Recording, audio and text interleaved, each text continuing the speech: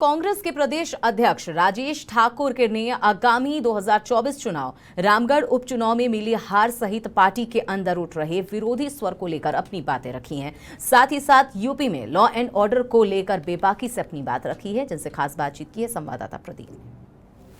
नमस्कार, मैं हूं प्रतीक सिंह। आप देख रहे हैं लाइव 7। हमारे साथ झारखंड के कांग्रेस अध्यक्ष राजेश ठाकुर जी हैं। इनसे बात करने की कोशिश करते हैं। राजेश जी, जिस तरह से 24 का इलेक्शन आने वाला है, जो वरिष्ठ नेता हैं कांग्रेस के, वो कहते हैं जनाधार वाले लोगों को प्रमोट किया जाए, तो क्या कहेंगे? नहीं, देखिए, निश्चित रूप से जो जिसका जनाधार होता है वही कांग्रेस का अध्यक्ष होता है, इसमें कहने की कोई बात नहीं है। और उन्होंने ही आकर के पदभार ग्रहण कराया था, तो हम समझते हैं वो किस संदर्भ में क्या बातें उन्होंने कही, क्या छपा है, उस पर बहुत तवज्जो देने की ज़रूरत नहीं है। हम ये समझते हैं कि अगर किसी का आधार होता है, जनाधार होता है, तो वो कार्यकर्ताओं का होता है।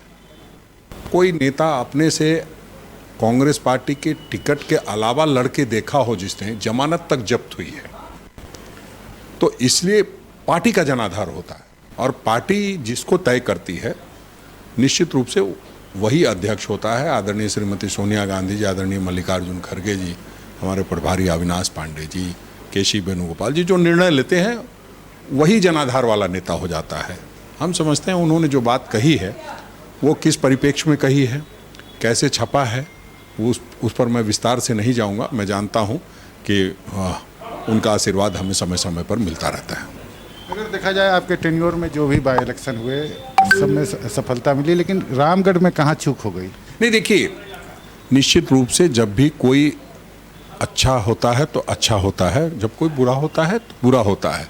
अच्छा होता है तो कोई व्यक्ति विशेष का होता है, बुरा होता है तो संगठन के अध्यक्ष का होता है, और उसकी जिम्मेदारी हम लेते भी हैं। कहीं उसमें कोई चूक हुई होगी, निश्चित रूप से चूक हुई है।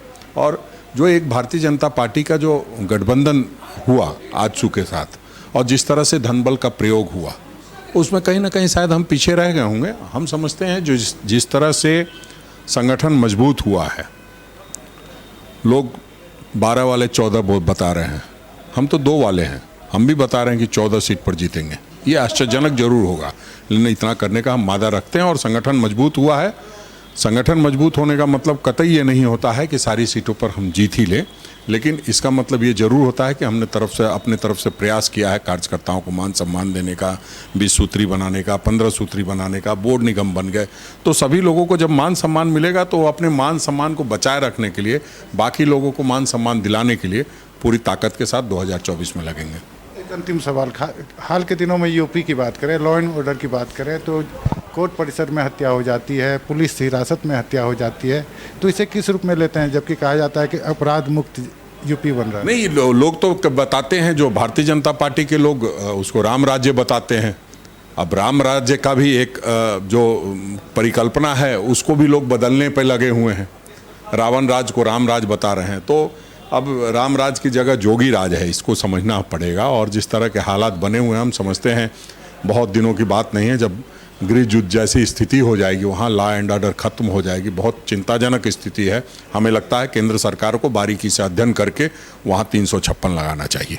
तो ये थे राजेश ठाकुर, जिन्होंने अपनी बातें काफ़ी मुखरता से लाइव 7 पे रखी।